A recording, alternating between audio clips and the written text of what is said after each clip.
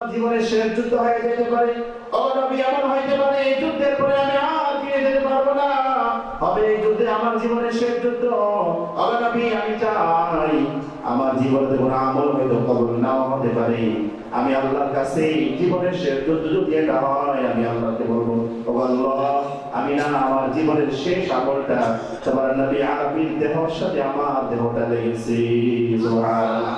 আল্লাহ তুমি তোমার হাবিবকে জাহান্নামে দিবা না, সম্ভব না, হারাম জাহান্নাম। ও আল্লাহ যে নবীর জন্য তুমি জাহান্নাম হারাম করেছো সেই নবীর দেহের সাথে আমার দেহ লেগেছে, তাহলে তুমি এই দেহকে কিভাবে জাহান্নামে দিবা? আল্লাহ তুমি আমার এই আমল কারণে তুমি আমারে ক্ষমা করে দাও। সুবহানাল্লাহ। যাহির রাদিয়াল্লাহু আনহু বলে, মনে আছে যাহির রাদিয়াল্লাহু আনহু বলে আমি অনেকক্ষণ তাকায় দেখলাম কি আমারে ধরছে, তাকায় দেখি রাসূল আরবি মুহাম্মাদুর রাসূলুল্লাহ আমাকে জড়িয়ে ধরেছে। ইলা মান আখাযানি আরসিলনি, এই যে ধরছে আমারে ছাড়ো। কোন দেখলাম যে রাসূল আমারে ধরছে, আর বলে না। এবার যাহির রাদিয়াল্লাহু আনহু রাসূল বলছে মাইয়াশতারি মিন্নি হাযাল গুলাম, কে আছো আমার কাছ থেকে গোলাম কিনবা? আমি গোলামকে বিক্রি করতে চাই, জাহিরকে বিক্রি করতে চাই। যাহির রাদিয়াল্লাহু তাআলা আনহু চোখের পানি ছেড়ে দিয়ে বলেন, ও নবী যদি আপনি আমাকে যুদ্ধের ময়দানে এই বাজারের মধ্যে বিক্রি করেন, ইদান তাজিদুনি কাসিদা, ও নবী আপনি আমারে বিক্রি করলে দাম তো পাইবেন না, কারণ আমি দেখতে সুন্দর না, কালো মানুষ, আমার তো চেহারা সুন্দর না, বেচলে দাম পাইবেন না, বেচে দামও নাই। যাহিরকে আল্লাহর পয়গম্বর বলেন, ওরে যাহির শোনো শোনো, মানুষের কাছে তুমি কালো হইতে পারো, মানুষের কাছে তোমার দাম নাও থাকতে পারে, দুনিয়ার মানুষ তোমাকে মূল্য নাও দিতে পারে। যাহির রে শোনো, ওয়াল্লাহি ইন্নাকা লাস্তা বিকাসিদিন ইনদাল্লাহ, ওরে যাহির তুমি না আল্লাহ তাআলার কাছে সামান্য মানুষ না, আল্লাহ তাআলার কাছে তুমি অনেক বড় মানুষ। সুবহানাল্লাহ। এই জন্য আমার প্রাণের বাইরে দিনটা বড় রাখেন, দিনটা ব্যস্ত রাখেন না। দিনে যদি আল্লাহর কোনো বান্দার ব্যাপারে হিংসা রাখেন, বিদ্বেষ রাখেন, জাহান্নামে যাওয়ার উপায় নাই। সাহাবী আল্লাহর পয়গম্বর বললেন মাইয়াদখুল আল-আনা ইয়াদখুলুল জান্নাহ, এখন যে লোকটা আসবে সেই জান্নাতে প্রবেশ করবে। হযরত ইবনে আমর বলেন আমি তাকায় দেখলাম একজন সাধারণ সাহাবী আবু বকর না, ওমর না, উসমান না, আলীও না, বড় ভাবের সাহাবী কেউ না। আমি তাকায় দেখলাম জীর্ণ শীর্ণ একজন সাহাবী, শহরের মানুষ না গ্রামের মানুষ। এটা একদিনের ঘটনা। আবার আল্লাহ রাব্বুল আলামিনের পয়গম্বর পরের দিন আবার মজলিস করছেন, নসিহত করছেন, এমন সময় একজন সাহাবী মসজিদে প্রবেশ করছে। আল্লাহর পয়গম্বর বলেন এখন যে লোকটি মসজিদে প্রবেশ করছে সে আল্লাহর জান্নাতি হবে। সুবহানাল্লাহ। এটা দ্বিতীয় দিনের ঘটনা। তৃতীয় দিন আবারও কাকতালীয়ভাবে আল্লাহর পয়গম্বর সাহাবায়ে কেরামকে নিয়ে মজলিস করছেন। একজন সাহাবী গ্রামের মানুষ মসজিদে প্রবেশ করছে, আর আল্লাহর পয়গম্বর বলছে এখন যে লোকটি মসজিদে প্রবেশ করছে সে আল্লাহর জান্নাতে যাবে। কয়দিন হইল? 3 দিন। আল্লাহর পয়গম্বরের সাহাবী হযরত আব্দুল্লাহ ইবনে আমর বলেন আমার কাছে লেগে গেল, আরে এই রাসূল তাকে 3 দিন খেয়াল করে জান্নাতে বলেছেন, স্বাভাবিক ব্যাপার না? হয়তো তার মাঝে এমন কোন আমল আছে যে আমলের কারণে আল্লাহর পয়গম্বর তাকে জান্নাতি বলেছেন। সুতরাং আমাকে জানতে হবে এমন কি আমল তার মাঝে আছে, সে আমল আমাকে জেনে আমল করতে হবে। প্রাণের ভাইরা আমাদের মাঝে কিন্তু এটা নাই। ঘরের মধ্যে বা 32 ইঞ্চি টিভি থাকে, 34 ইঞ্চি জিনি, 34 টাকে 36 কিনি, 36 টাকে 48, আরো থাকলে আরো 40 কিনা বই থাকি। কিন্তু আমার পাশে একজন তাহাজ্জুদ পড়ে, আমি জীবন তাহাজ্জুদ করার আগ্রহ করি না। আমার পাশে একজন মানুষ মাগরিব পড়ে, আওয়ামী পড়ে হেঁটে পড়ো, বেশি নামাজ পড়ে লাভ কি, আমি যাই না পড়ে না পড়ে তো আমি নামাজ পড়ে খালি, আমার মধ্যে কোনো আগ্রহ তৈরি হয় না। আল্লাহ তাআলা বলেন ওয়াসারিউ ইলা মাগফিরাতিন মির রাব্বিকুম ওয়া জান্নাতিন আরদুহাস সামাওয়াতু ওয়াল আরদ। আল্লাহ বলে বান্দারে আল্লাহর ক্ষমার দিকে, জান্নাতের পথে, আখিরাতের পথে প্রতিযোগিতা করো। দুনিয়ার কাজে প্রতিযোগিতা না, সাওয়াবের কাজে প্রতিযোগিতা, গুনাহের কাজে না।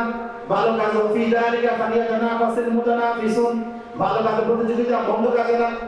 সাহাবী আব্দুল্লাহ ইবনে আমর বলেন আমি 3 দিন এই সাহাবীকে লক্ষ্য করে আল্লাহর পয়গম্বর এই ঘোষণা দেওয়ার পরে আমার মনে আসছে এই সাহাবী এমন কি আমল করে আমাকে জানতে হবে।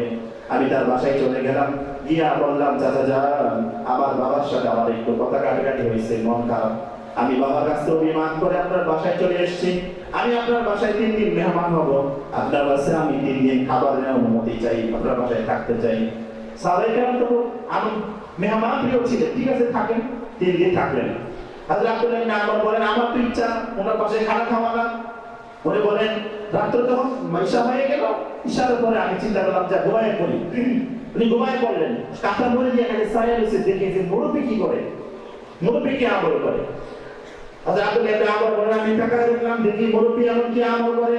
দেখলাম যে না না, স্বাভাবিকভাবে খাবার দাবার খেয়ে রোজা ইস্তেঞ্জা করে যেভাবে আমরা ঘুমাই, ডাক থেকে ঘুমায় গেছে।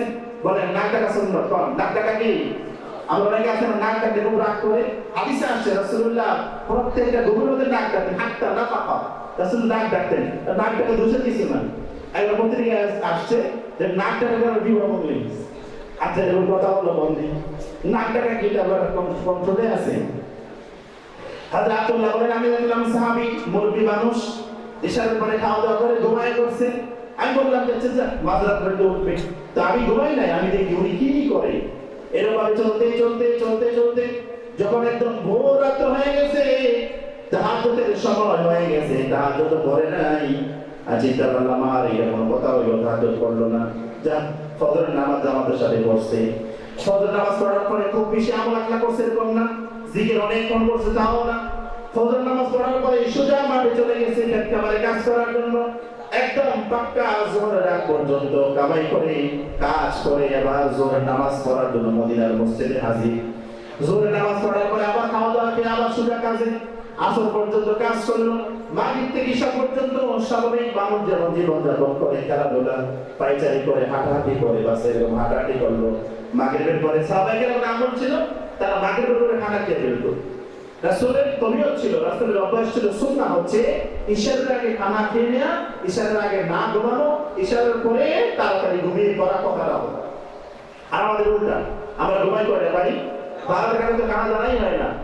আজকের সব ডাক্তাররা বললে সব রোগ নিরাময়ের জন্য আপনি আগে ঘুমান, আপনি রাসূলের সুন্নাহ ফলো করবেন, জীবন সুন্দর হবে, আমল সুন্দর হবে, স্বাস্থ্য ভালো হবে। বলেন সুন্নাত বরকত, বলেন সুন্নাত, সুন্নাত রহমত, বলেন সুন্নাত ইহকাল পরকাল, সব ক্ষেত্রে রাসূলের সুন্নাহ রহমত। হযরত আব্দুল্লাহ বলেন আমি তাকায় দেখলাম ইশারার পরে খাওয়া দাওয়া করার পরে ঘুমায় পড়লো।